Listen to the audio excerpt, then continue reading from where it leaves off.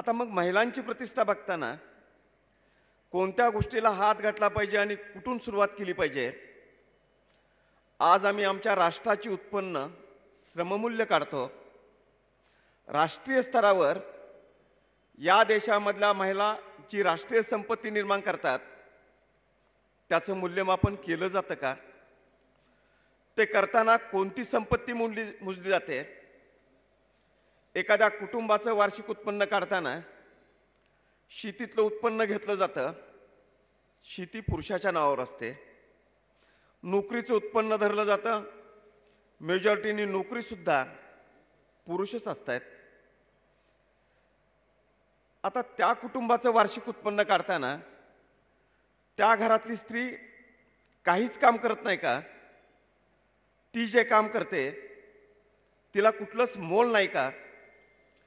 तिच्या श्रमाचं काहीच मूल्य नाही का? अगदी देशस्तरावरून कुटुंब व्यवस्थेपर्यंत स्त्रियांच्या श्रमाचं मूल्य कुठंतरी आता व्यवस्थेने सुद्धा मान्य करायला पाहिजे, देशातल्या अर्थतज्ञांनी सुद्धा मान्य करायला पाहिजे. पण आज कुठल्या स्तरावर हे मूल्यच मान्य केलं जात नाही.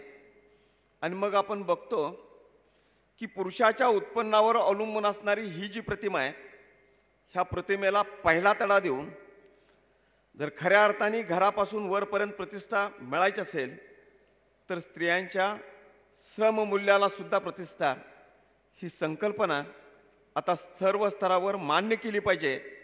आणि तिथून सुरुवात झाली तर प्रतिष्ठा मिळायला सुरुवात होईल. खरं तर फार मोठ्या अर्थशास्त्रामध्ये मी जाऊ इच्छित नाही, पण आरक्षण मिळालं, पदं मिळाली तर एक प्रश्न बरोबर उपस्थित झाला की आरक्षित पदं भरली जात आहेत. महापौर पद दिलं जातंय, जिल्हा परिषदेचं अध्यक्षपद दिलं जातंय. पण आता याच्यापेक्षा दुय्यम असणारं गट नेतेपद द्यायला कोणताच पक्ष का पुढाकार घेत नाही? अगदी हा नेमका प्रश्न आहे असं म्हटलं तर चुकीचं ठरू नये. जर आम्ही कायदा केला नसता तर ही आरक्षण आणि महिलांना इतकी संधी मिळाली असती का? हाही महत्त्वाचा प्रश्न आहे. आता कायद्यातच म्हणाल तर वेगवेगळे कायदे केले पाहिजेत अशा मागण्या आता अनेक बाबतीत पुढे यायला लागलेल्या आहेत. पण अगदी कायद्यातच सांगायचं झालं तर माझं अगदी स्पष्ट मत आहे, ज्या कायद्यांना जनाधार नाही, ज्या कायद्याला लोकमताचा पाठिंबा नाही, असे कायदे इम्प्लिमेंट होत असताना, अशा कायद्यांची कार्यवाही करत असताना खूप मोठ्या अडचणी निर्माण होत आहेत आणि बऱ्याच वेळा ते इम्प्लिमेंट सुद्धा होत नाहीत. आज मी एक उघड सत्य सांगेन की आपल्या देशामध्ये हुंडाबंदीचा कायदा आहे. पण अलीकडच्या काळामध्ये माझ्याकडे पुरावे नाहीत, पण अगदी सत्य माहिती आहे की सर्वाधिक हुंडा जर मोठे नेते घेणार असतील, IAS अधिकारी घेणार असतील तर सर्वसामान्य माणसं हुंडाबंदीचा कायदा अंमलात आणत नाहीत. म्हणून किती टीका करता येईल? कायदे केल्यावर सुद्धा त्याला जनमताचा आधार लागतो.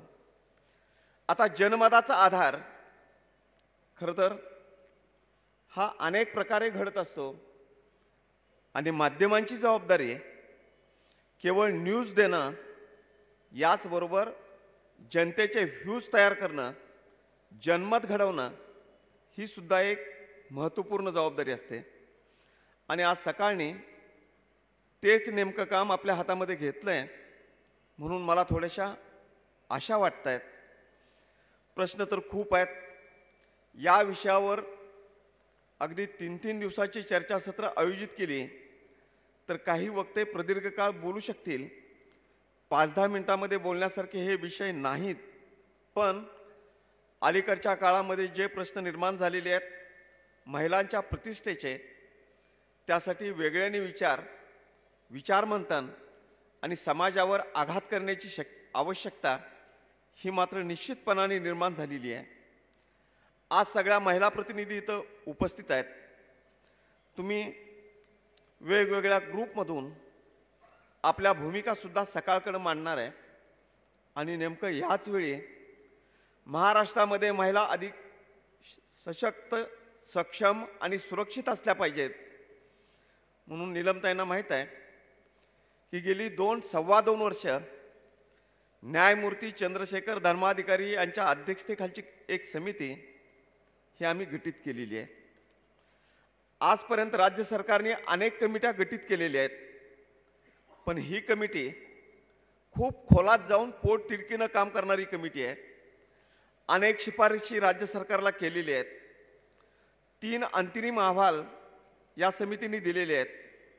मी आज सकाळ परिवाराला इतकंच सांगेन की न्यायमूर्ती धर्माधिकारी समितीचा अहवाल येत असताना आजच्या परिसंवादातनं, कार्यशाळेमधनं ज्या म्हणून सूचना येतील त्या सूचना केवळ सकाळमध्ये प्रसिद्धी मिळवण्यासाठीच उपयुक्त ठरणार नाहीत, तर न्यायमूर्ती धर्माधिकारी समितीचा अहवाल डोळ्यासमोर ठेवून महिलांच्या बाबतीमधली राज्यस्तरीय धोरणं ठरवताना धर्माधिकारी समितीसमोर ज्या सूचना असतील, ज्या शिफारशी असतील, त्या शिफारशीबरोबरच तुम्ही ज्या योग्य शिफारशी कराल, ज्या तुमच्या सूचना असतील, त्या सूचनासुद्धा राज्य सरकारला आपली धोरणं ठरवताना निश्चितपणाने उपयुक्त ठरतील.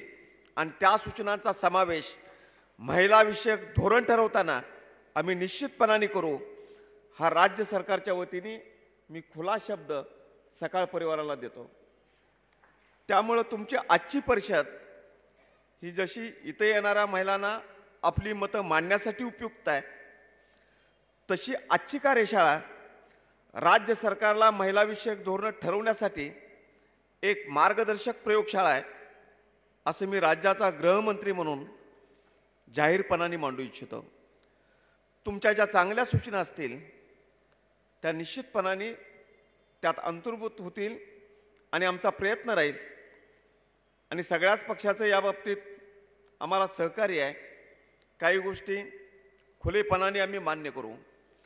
94 साली महिलांना आरक्षण देणारं धोरण, महिलाविषयक धोरण पवारसाहेबांनी मांडलं आणि महिलाविषयक दुसरं धोरण 1997 साली युतीचं राज्य असताना मांडलं गेलं. महिलांच्या बाबतीत या राज्यातल्या सगळ्या राजकीय पक्षांच्या भावना मनातनं कुणाच्या काहीही असल्या तर महाराष्ट्रातल्या जनमतासमोर प्रतिगामी बोलण्याची हिंमत एकही राजकीय पक्ष दाखवू शकत नाही. ही महाराष्ट्रातल्या समाजसुधारकांची पुण्याई आहे असं म्हटलं तर चुकीचं ठरू नये. आता सगळ्यांच्याच भावना आहेत.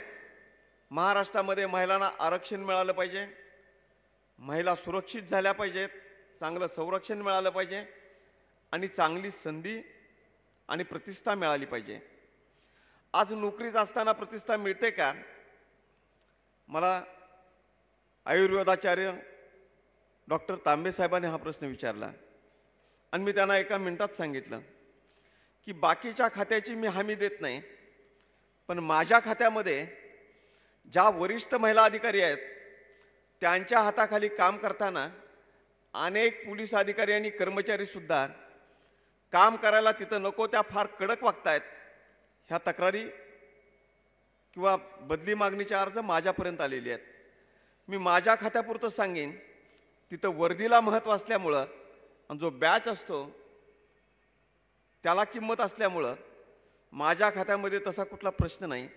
पण अगदी सगळाच विचार केला तर जरूर प्रशासनामध्ये सुद्धा, सेवेमध्ये काम करणाऱ्या महिलांना सुद्धा चांगली प्रतिष्ठा असण्याच्या दृष्टीने आज तुमच्या शाळेत, कार्यशाळेतनं ज्या म्हणून सूचना येतील त्या सगळीकडे लागू करण्याच्या बाबतीत आम्ही एकत्रितपणाने बसून निर्णय घेऊ.